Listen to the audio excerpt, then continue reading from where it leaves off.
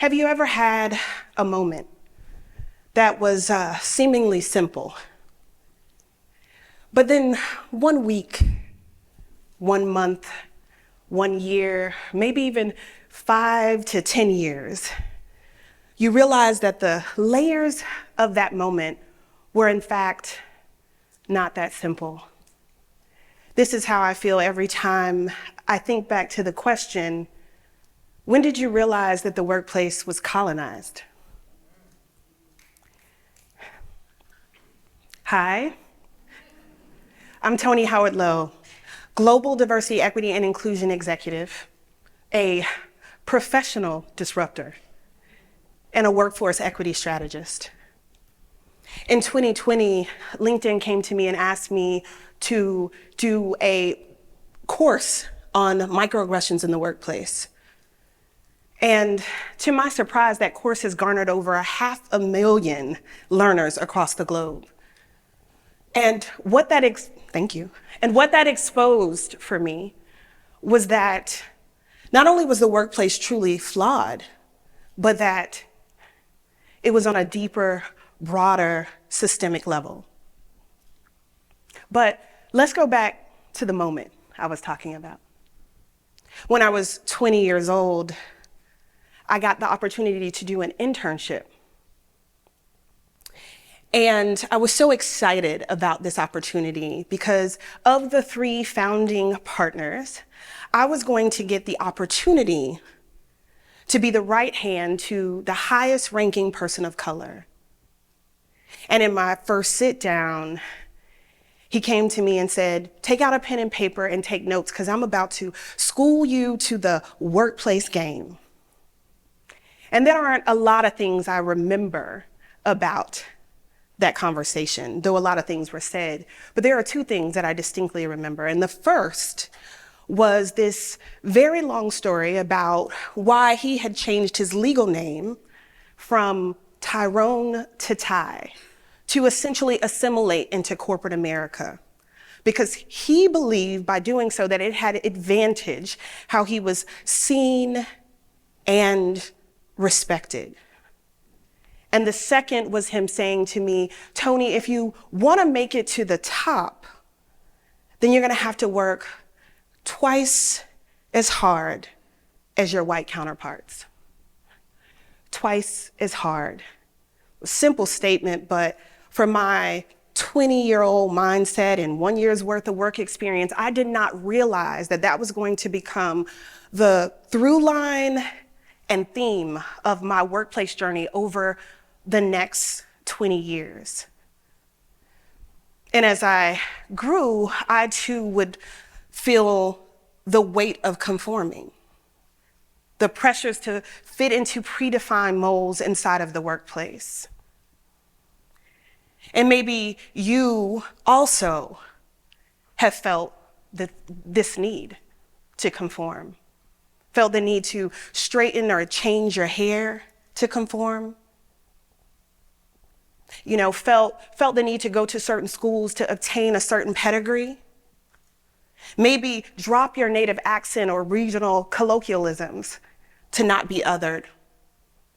Check your tone and emotions and how you challenge the status quo. Or maybe you just realize that your true and authentic self was not the standard for professionalism.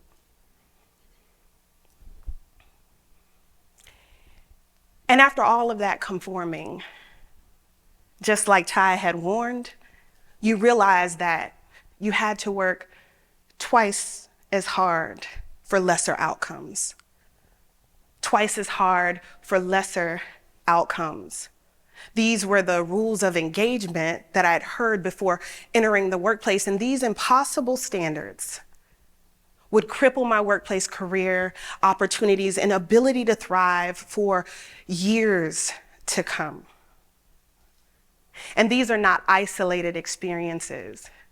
My experiences, Ty's experiences, maybe even your experiences, these are the effects of a colonized workplace.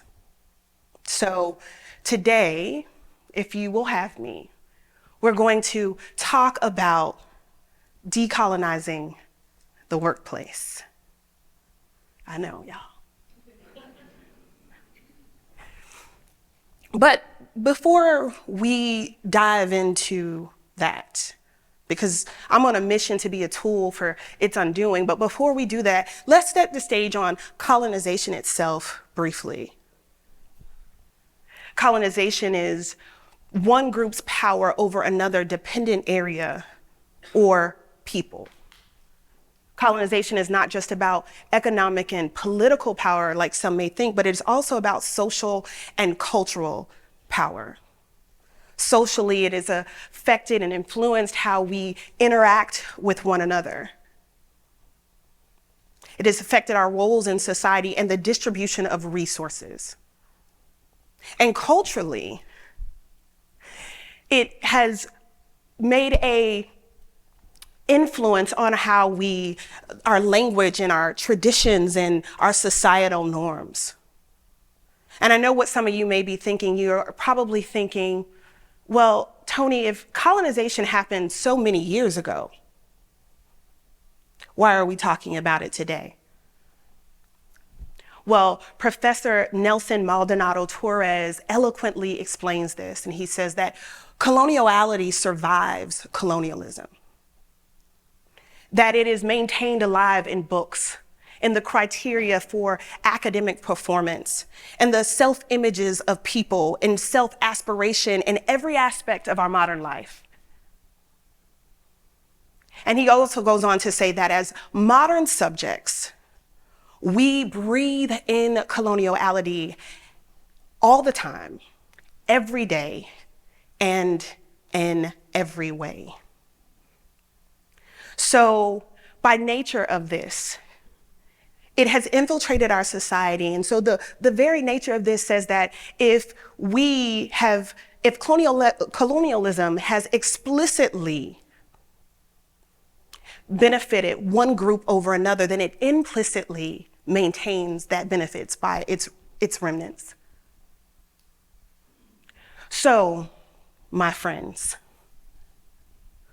we have to write a new narrative, and the time is now. And in that new narrative, I want to give you an example of what it looks like in terms of vision. I know many of you have seen the film The Black Panther. And in 2018, the Black Panther, or the late Chadwick Boseman, mesmerized as the Black Panther, starting a cinematic revolution that grossed over $1.3 billion. Wakanda, a realm of Black futurism, started a cultural uproar where people dressed loudly and boldly in cultural attire and showed up to the movie theater saying, "Wakanda forever." Black Panther was about the audacity of possibility. That people would come together based on unseen potential, and that they would connect based on what it looks like to have a world that is untainted. Many of you may not remember, but in the film, Wakanda was touted as the only African nation that had never been colonized. And because there was no one to exploit through policy or laws or extract its resources, it became the most technologically advanced country on Earth.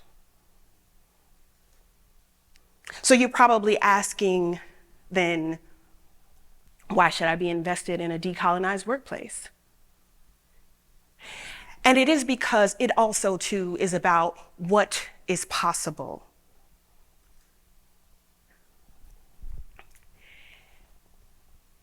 When I think about what we need to do to transform the workplace, I think about all the leaders who make an impact in this world. So let me first sort of talk to the leaders. You set the tone in the workplace for people to be involved, developed, encouraged, and feel trusted. And the benefits of that are immense. According to the Center for Talent Innovation, When people feel they belong at work, they are more motivated, more engaged, and 3.5 times more likely to reach their fullest potential.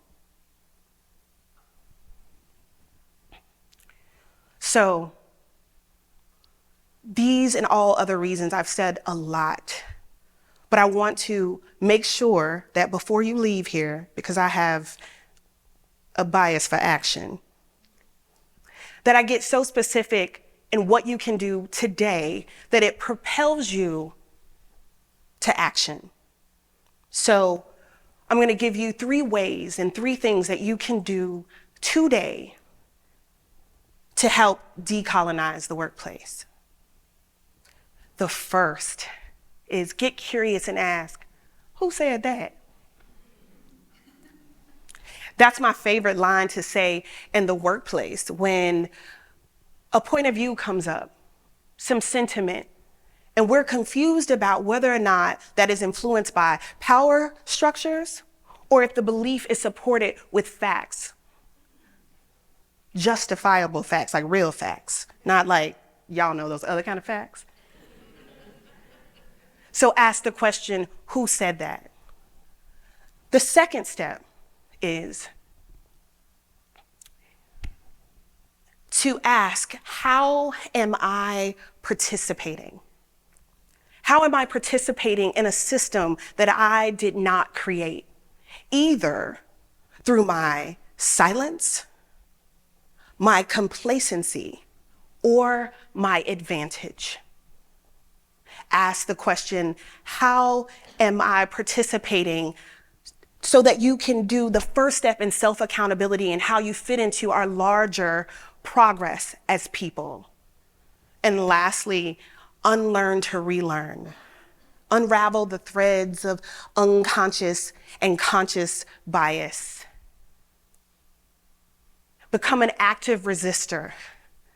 And by doing so, you become thoughtful in your defiance of outdated conventions. And I know that there is someone here who is saying, but Toni, I don't even work in a traditional workplace. And I'm here to tell you that the workplace is merely a metaphor for the work that we all have to do inside any system that has seen the effects of colonialism and dares to tell us we are not enough. Transformation happens inside of who we put in our jury box, on our school boards, our HOA public office, and maybe even who we deem as worthy of being the president of Harvard University. And in case anybody is wondering, nothing I've said today here is plagiarized.